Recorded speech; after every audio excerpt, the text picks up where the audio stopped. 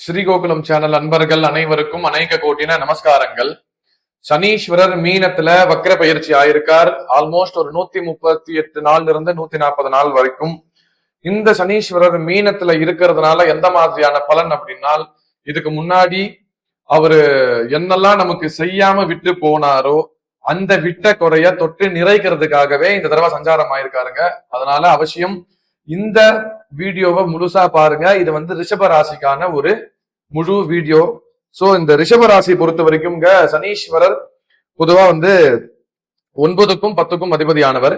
இந்த தடவை 11ல அவர் வக்கரமாயிருக்கார். இதோடைய பலன் எப்படி வரும் அப்படின்னு பார்த்தேன்னா, 9 அப்படிங்கிறது ஆன்மீகம், அப்பா, குருமார்கள், இது மாதிரியான ஒரு விஷயத்த குறிக்கும்.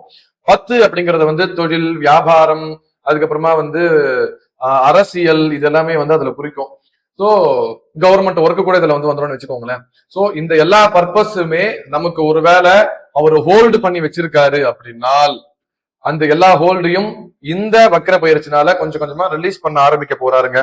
சோ நீங்க ரொம்ப இந்த சனி வக்ர பயிற்சினால சில நல்ல சமாச்சாரங்கள் நமக்கு நடக்க போகுது. என்ன சில நல்ல சமாச்சாரம், அப்போ நிறைய கெட்ட சமாச்சாரமா அப்படின்னு நீங்க ஒன்னும் யோசிக்க வேணாம். கெட்ட சமாச்சாரம் அப்படிங்கிறது கொஞ்சம் ரொம்ப கம்மியா தான் இருக்கு. அது ஓப்பனா சொல்ற அளவுக்கும் ஒண்ணுமே இல்லை. அதாவது பெரிய பெரிய சங்கடம் அப்படிங்கிறது எதுவுமே இல்லைங்க.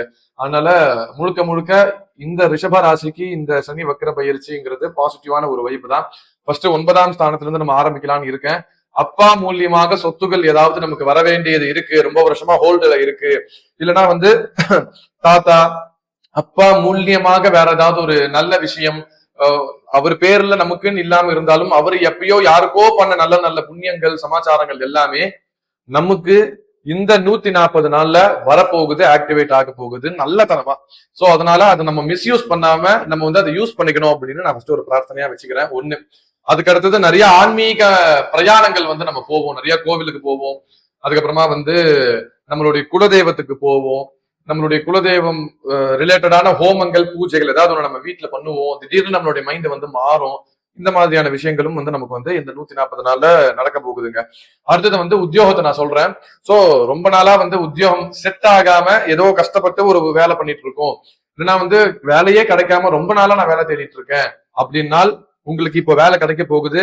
உங்களுக்கு ஓரளவுக்கு ஸ்திரமான ஒரு உத்தியோகம் அப்படிங்கிறது இந்த 140 நாள்ல ஒரு நாள் நிச்சயமாக கிடைக்க போகுது. அதே மாதிரி உத்தியோகத்துல இருக்கக்கூடிய நிறைய பாலிடிக்ஸ் உங்களுக்கு கொஞ்சம் கொஞ்சமா கம்மி ஆகும். இதுவும் உங்களுக்கு ஒரு பெரிய பிளஸ்ஸா பார்க்கப்படுறது இந்த தடவை இருக்கக்கூடிய இந்த வக்ர பயிற்சி அப்படிங்கிறது. அதுக்கப்புறமா அரசியல்ல நீங்க இருக்கீங்க அப்படின்னால் நீங்க ஒரு நல்ல ஸ்தானத்துக்கு போவீங்க. உதாரணம், என்ன ஒண்ணே அரசியல் பேசணும்னு நினைச்சுக்க வேண்டாம். அப்பப்போ கொஞ்சம் இது மாதிரி பேசினாதான் எல்லாருக்கும் பிடிக்குது அப்படின்னு நிறைய பேர் போன் பண்ணி சொல்றீங்க. அப்படின்றதுனால நான் ரியாலிட்டியை மிக்ஸ் பண்ணி சொல்றேன். நிறைய பேர் ஏடிஎம்கேல இருந்து, டிஎம்கேல இருந்து, மற்ற கட்சியில இருந்து டிவிகேக்கு இப்ப எப்படி போறாங்களோ, போனதுக்கு அப்புறமா அவங்களுக்கு ஒன்னா பாசிட்டிவான ஒரு விஷயம் நடக்குது, இல்லையா ஆல்ரெடி அவங்க பண்ண எல்லா தப்புல இருந்தும் ஒரு ப்ரொடெக்டிவ் பண்ணிக்கிறதுக்காக அங்க போறாங்க. சோ இந்த மாதிரி நிறைய சமாச்சாரங்கள் அவங்களுக்கு நடக்குது, நடக்கும். அப்படின்றதுனால அது எப்படி அங்க ஆக்டிவ் ஆகுதோ அதே மாதிரி நான் ஒண்ணு டிவிக்கு போ அப்படின்னு நான் சொல்லல. நான் எந்த ஒரு கட்சிக்கும் பார்ட்டிக்கும் இன்ஃபுளுசரும் கிடையாது, எனக்கும் விஜய்க்கும் எந்த சம்பந்தமும் கிடையாது, சொல்ல வரேன் உதாரணத்துக்கு. சோ அந்த மாதிரி ஒரு ப்ரொடெக்டிவான ஒரு லைஃபை தேடி அரசியல் இருக்கக்கூடியவங்க போவீங்க. உங்களுக்கு நிறைய பிரச்சனைகள் வரும். அந்த பிரச்சனையிலிருந்து நிவர்த்தி ஆகணும் அப்படின்னு நினைச்சீங்கன்னா நிச்சயமா உங்களுக்கு எங்க போனா ப்ரொடெக்டிவா இருக்கும்னு நினைக்கிறீங்களோ அந்த இடத்துக்கு நீங்க போவீங்க. அந்த மாதிரியான ஒரு டைம் பீரியடு. அதே மாதிரி சொந்த தொழில் நான் பண்ணிட்டு இருக்கேன் சார், எனக்கு இப்பதான் ரீசெண்டா பெரிய லாஸ் ஆச்சு, நீங்க சொன்ன மாதிரி எனக்கு அது நடக்கலையே, அப்ப நான் அது எப்படி எடுத்துக்கிறது அப்படின்னு கேட்டேல்லாம் நான் சொல்றேன், இந்த தடவை உங்களுக்கு அந்த மாதிரியான ஒரு ஆக்டிவேஷன் நடக்காது. திருப்பியும் நீங்க ஆரம்பிப்பீங்க, நீங்க அதுல நல்ல கிரேடுக்கு வருவீங்க.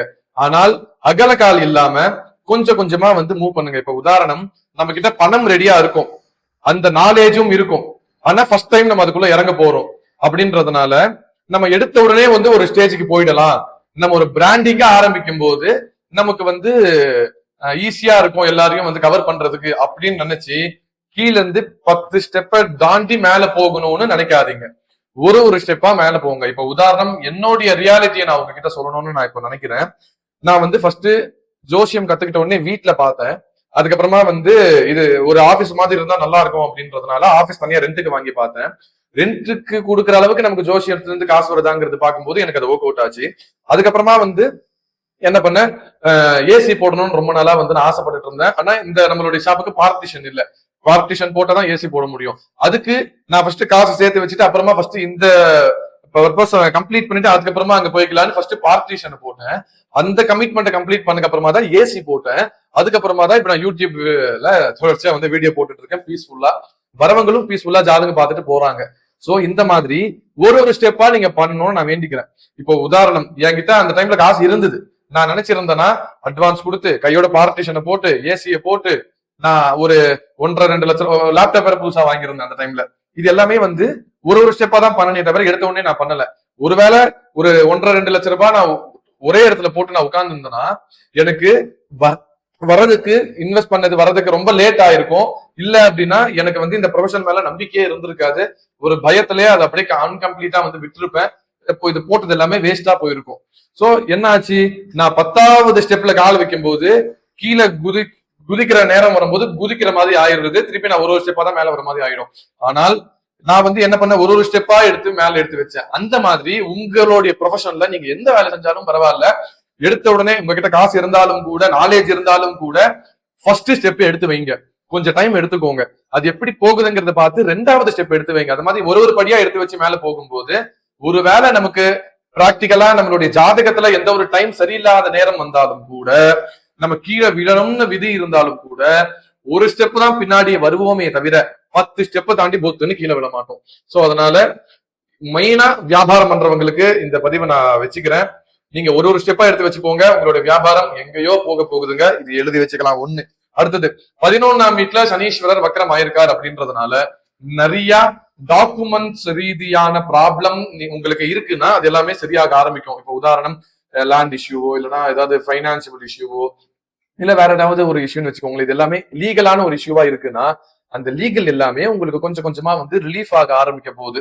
சோ இதுதான் வந்து ரிஷப ராசிக்கு இந்த சனீஸ்வரர் வக்கர பயிற்சிக்கான ஒரு பொதுவான பலன்.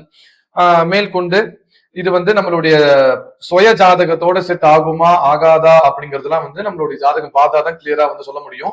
இது பொதுவான பலன் அப்படின்றதுனால இதுல இருக்கிறது மேக்சிமம் நீங்க ஒருவேளை ரிஷப லக்னம் ரிஷப ராசியா இருக்கும் பட்சத்தில், உங்களுடைய சுய ஜாதகத்துல சனீஸ்வரர் மீனத்துல இருக்கும் பட்சத்தில் எல்லாமே 100% தப்புன்னு நடக்கும்.